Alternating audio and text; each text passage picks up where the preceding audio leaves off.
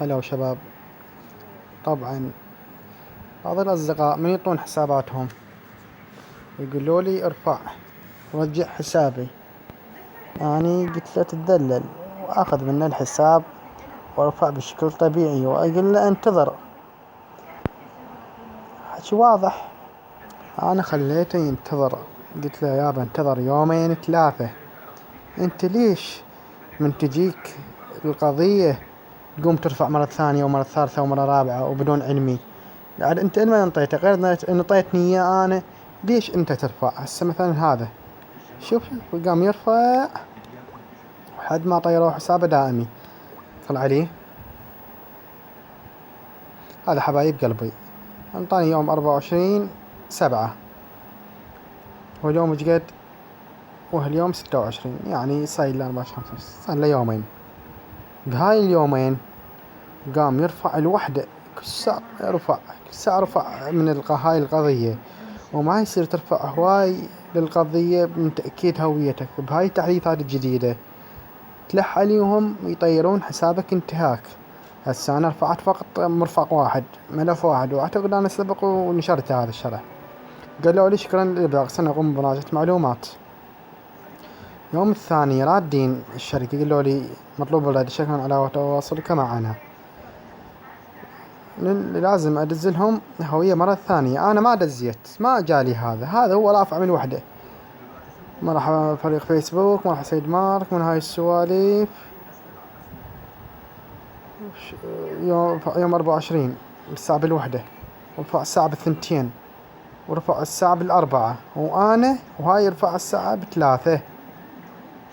هذا الرفع كله رافعه بدون ما يقول لي. شوفوا هاي ملف واحد، هاي إذا 3 ملفات رافع ملف واحد، يعني منوع يدز هويات غير معروفة للشركة.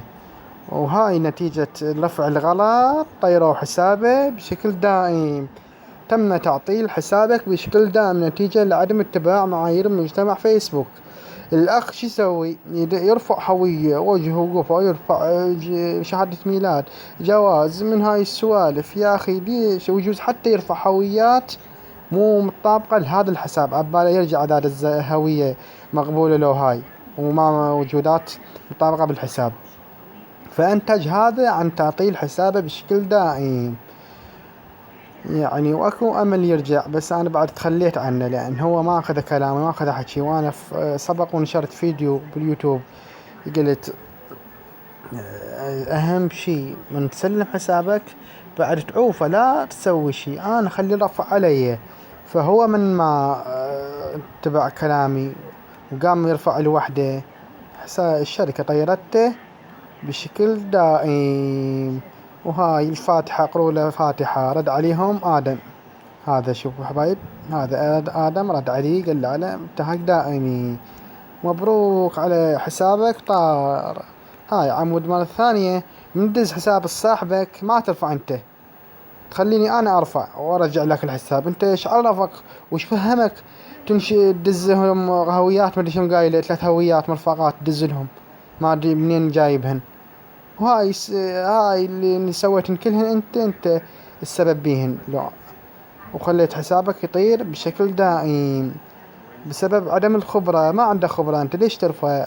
حبايب قلبي، وان شاء الله من تدزون حساباتكم لا ترفعون، خلوا الرفع علي انا. ما يصير انا ارفع وانت ترفع. انت ايش عرفك انا ايش جاي ارفع؟ منين ارفع؟ ما يصير يجيك اشعار على البريد تروح تدعي عليه رأسة. شعلي بيعوفه، انا قايل لك رد.